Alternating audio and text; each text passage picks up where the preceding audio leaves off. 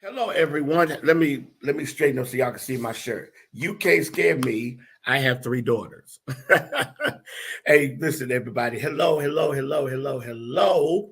It's so it's amazing to have this day, the day that the Lord has made, and this week we are in such a tremendous week, such a tremendous season. We've baptized 135 people since the third Sunday in May. We've had almost 70 people connect to the fellowship, to the church. The catalysts are working, and I'm grateful for you. And I'm looking forward to us continuing this. I don't know what I'm going to do on the Sunday that we don't have anybody to baptize. I may lose my mind. But I'm grateful to God. 18 straight weeks. Amazing. Such an incredible statement of who we are. So, Midweek Empowerment, I've kind of branded it out along with our executive pastor and our executive digital pastor. I've branded it out as a time of inspiration, a time of empowerment, a time of, I'm not a life coach, but a time of mentoring you biblically while pushing you in terms of your own life. A lot of our preaching today is that. And but I really feel the weight and the demand of using this time to kind of push you. So invite someone to watch, share it. If it's blessing you, like it. If you wanted to bless others, share it. Let's get our shares up and our views up so people can be blessed by it. I rarely ask Ray how many people are watching because that's really not as important to me. It's really about empowering those who are willing to hear and who feel a sign of my voice. So I want to talk about maximizing challenging seasons. Now, when I talk about a challenging season, I'm not always talking about trouble. I'm actually talking about that which God has ordained for you to do that is pushing you into other spaces, other places. So for me, this is a challenging season because I'm having to manage being the senior pastor of the St. Paul Church, being the dean of Santa Wit Private School of Theology, being the founder and CEO of Operation Save Our Sons, and being responsible for a housing project and a senior housing project, and getting our daycare back up and running, and Willie Dennis Family Engagement Center, just all of these different dynamics, Kingdom Outreach Fellowship, Kingdom Outreach Charities, Kingdom Fellowship International. All these things are on my plate to do. And then I'm the father of three daughters. I have an amazing wife. And I have, son-in-law, grandkids, and my dad and in-law. I mean, all these dynamics, my siblings, all of these dynamics. So it is a challenging season. And then you add the fact that I'm still doing some preaching on the road. I preached Saturday. I preached last Friday in Chicago and Monday in St. Louis, and I'm preaching, and I preached on Wednesday. I preached in Richmond. So I got all these things that are happening, right? All these things that are happening.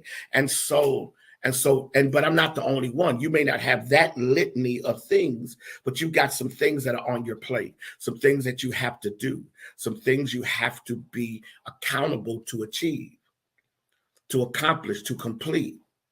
And so the key is managing challenging times. Well, in Ecclesiastes chapter 9, verse 10, it says, and you can write this down, I know it's on the screen, it says, work hard at whatever you do, because there will be no action, no thought, no knowledge, no wisdom in the world of the dead. And that is where you're going. So he says, work hard now at whatever you're supposed to be doing. Because once you no longer exist, that your story will be written, and there'll be a period placed on it, right? Jesus says it this way in John chapter 9 and verse 4. As long as it is day, we must do the work of him who sent me. Night is coming when no one can work. While I'm in the world, I am the light of the world. As long as it is day, we must do the work of him who sent me. As long as it's day, you must do the work. And so a part of the maximizing of a challenging season is understanding that you have to do the work. You have to be focused on the things that God has called you to. Winston Churchill once said, it is not enough to have to live. We should be determined to live for something. It's not enough to simply live, to simply exist. You must be living to do something, to accomplish something.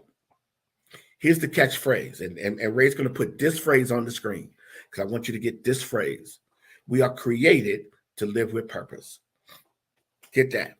We are created to live with purpose.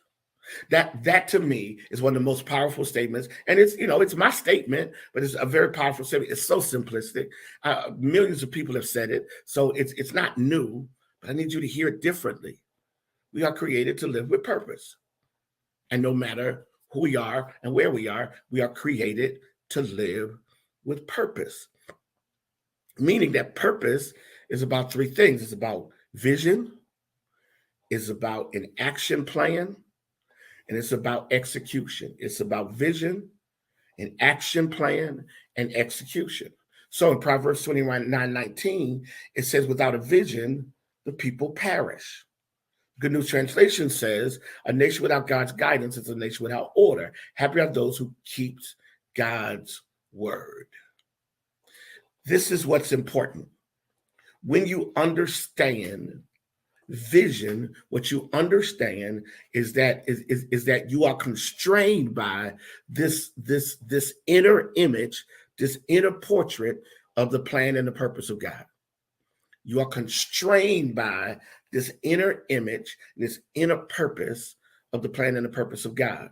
This inner picture, rather, of the plan and the purpose of God for your life. You are constrained by it. That's the power of the Berean version of Proverbs 29:18, when it says, where there's no vision, the people cast off restraint. Where there's no inner picture, where there's no communicated identity, the people just do whatever because they don't have anything to constrain them. And this is hugely important. The vision and purpose of your life, this clear divine mission, that God has established in your life, will bring you into accountability. It will bring you into alignment with God. That's why people who live by vision are very disciplined, because you cannot live as a visionary person and be undisciplined, because you wake up every day with a clear plan. You wake up every day with clear ideas. You wake up every day with a focus on something greater and bigger. And so this idea then is that because I am being challenged, because I'm being stretched, it starts with the fact that I acknowledge that God has a purpose for my life. For while it is day, I must do the work, because night is coming. There's coming a day I won't be able to do the work, right? But I'm measured, I'm judged, I'm defined first by God, by my obedience to that which God has created me to do. So my ability to be accountable to that, to be responsible for that, is so vitally important. So you must work it out. You must work it out, and you must be willing to obey God in every way. So here comes the greater message. The greater message is that your diligent commitment to God and your willingness to walk it out will give you the capacity to never be defeated by the systems and the structures of a world that is trying to bring you into disorder and disconnection with God. The world we live in is trying to bring us into disorder and disconnection with God. We live in a world of chaos and confusion, of discouragement, and all of the negative things that are out here. And God says, but let me give you that which will empower you. Work while it is day. Know that your work is being done. And this is the challenge. The challenge is while I'm working, God is working before me. God is working before me while I'm working. So I'm working towards what God has already worked on. I love this. I'm working towards what God's already worked on. So what I learned to do is I learned to stay true to what God is working on. Wow. So we must then be willing to fight three things. We got to fight three things so that we do not miss the season, even challenged, the season where purpose is being lived out. We got to fight three things. First thing is that we got to fight distractions. David Allen once wrote, people allow themselves to get distracted. I think ultimately, probably the biggest thing that gets in the way of people doing at any point in time is distraction. People allow themselves to get distracted. And the biggest reason for it, because we get caught up in the wrong thing. So let me suggest two things that can distract you. One is power. This pursuit for power and influence can keep you constantly colliding with God's will. This need to be in control. Because reality is when you walk out the will and purpose of God, you may never be in control. But there's this need we have to be in control. When I talk about power, I'm not just talking about power over people. I'm talking about the fact that you want to control your destiny when your destiny is really in the hand of God. Now, we do control it by decisions. We control whether it happens or not by the choices we make. We do. God has given us that. It's called choice. It's called volition. It's called free will. Yet, if we understand that we're empowered by God to do extraordinary things, here's what we don't do. We don't lend ourselves out to that which will ultimately distract us from the will of God. There are some things that you are supposed to be doing. And sometimes you're doing them when it is hard. Sometimes you're doing them when it is not easy. Sometimes you're doing them when it appears as if things are not working in your favor. And so God then calls us to deal with distractions. But the other one is unhealthy personal ambition. God does not have an issue with you wanting to be something or do something. God's created us with value. Here's the problem. When you put your ambition ahead of the plan of God, when it's all about you and not about God, when all of a sudden you want it so that people can applaud you and be proud of you and celebrate you and tell you that you're wonderful and you're great and you're incredible, and you miss something very important. Power and personal ambition become distractive to the person that God has ordained. His second thing is discouragement. Listen, discouragement is inevitable. And what I mean by that is that it is not, you're never going to live in a reality where you do not have to deal with discouragement. Under late Charles Stanley once wrote that the disappointment is inevitable. But to become discouraged, that's a choice I make. God would never discourage me. He would only point me towards himself to trust. Therefore, my discouragement is from Satan. And as you go through the emotions we have, hostility is not from God. Bitterness, unforgiveness, all these are attacks from the enemy. So let me correct something. Disappointment is inevitable. But here's the point. Once you get to discouragement, you have pretty much gotten to the place where you have no motivation to press through. I can be disappointed, and I have been as a pastor, but I've never resigned. I've been disappointed that I've been there for people and people then drift to other places. Yeah, that disappoints me. I've been disappointed that I expected the members to respond a certain way and they didn't. I've been disappointed. And no doubt you've been disappointed that I haven't always been the best pastor that I could be for you. You've been disappointed that I didn't make that phone call and I didn't do this, I didn't do that. People get disappointed, but here's the danger when disappointment morphs into discouragement. When all of a sudden you're so negatively affected until literally you give up. You give up. David in 1 Samuel chapter 30, and we're reading through 1 Samuel. David in 1 Samuel chapter 30 is hit hard with discouragement, right? But he seeks God. When he seeks God, he's high with disappointment. I'm sorry. And when he seeks God, he wards off discouragement. He is very disappointed. And he's moving towards discouragement because the people around him are discouraged. They've given up. They've thrown in the towel and they have lost their hope. And God says to David, seek me and go after my purpose. And I got you. God says to David, I got you. David understands then that in this moment where discouragement is possible, the only way I ward it off is by seeking God. Is by seeking God. So here's the other piece. Once you understand the power of disappointment and the potentiality of discouragement, you focus on doing the things that's necessary to be done to protect you from that which is ultimately trying to break your spirit. Yes. And that's where I take you next. So what I take you next is this idea of being damaged. Because the other thing that can throw you off is when you become damaged. Being damaged means that you let something get to you so much until it has not only affected you, it is now infecting you. It's not only affecting you, it's infecting you. You are now infected. You are no longer motivated and inspired. You're no longer putting the work in. You're no longer striving. And even with the challenges, you are now infected. The toxins have gotten to you. You are now infected. And the reality is because you're now infected, you have lost sight of the bigger picture. So how do you deal with being damaged? Remind yourself who you are. But remind yourself who you are in light of who God called you to be. That's why you got to keep your mind and your heart clear. If you're not careful, you will become damaged. And the damage will put you in unusually vulnerable places. You got to fight being damaged. You got to fight being damaged. And when you fight being damaged, you win the greatest battles.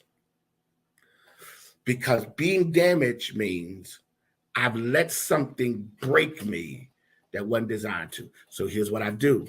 I remind myself of who I am and I identify myself as being valued by God. This has to do with spiritual identity. Henry Nouwen once said, spiritual identity means we are not what we do or what people say about us. And we are not what we have. We are beloved daughters and sons of God. It starts with the value God gives you. You ward off damage by embracing the value that God gives you. There's this great story told of an American tourist in Paris who had purchased something. And so when he was going through customs in New York, he had to pay a high duty tax on it, right? And he didn't understand why. So he was so aroused by this until he went to an appraiser, and he asked the jeweler how much is his value for, and the jeweler said, "I'll give you $25,000." And he said, "Whoa, what do you mean?" And then he had somebody else appraise it and examine it. And he said, "I'll give you 10,000 more than the other person offered you." And he said, "What's so valuable about this old necklace?"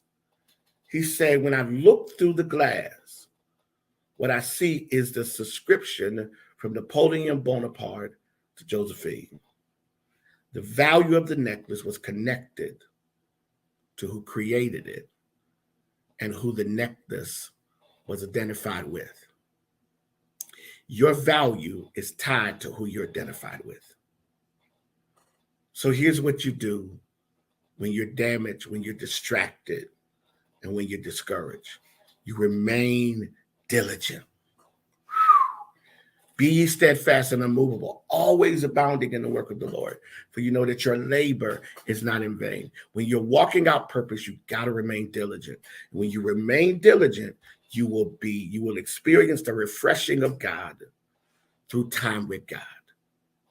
You will experience the refreshing of God through time with God.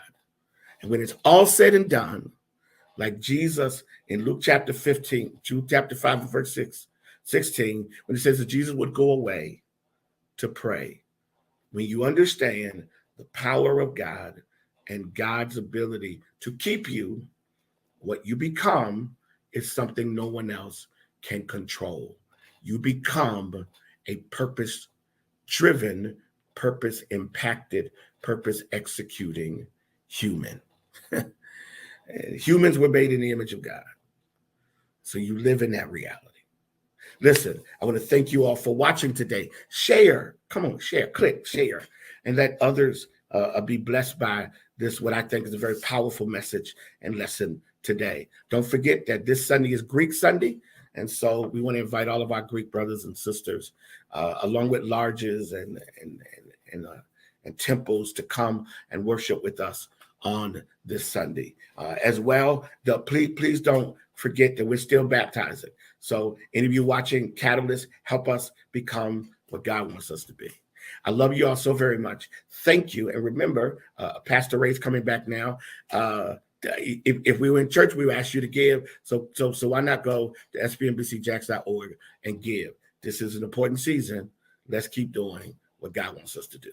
All right. Be blessed, everybody. I love you. Thank God for you, and keep pressing forward. Take care. What an amazing time we've had learning, growing, and sharing together. I want to encourage you as we get ready to go today to do two things. Number one, most importantly, would you share this amazing lesson that we were just taught by Bishop?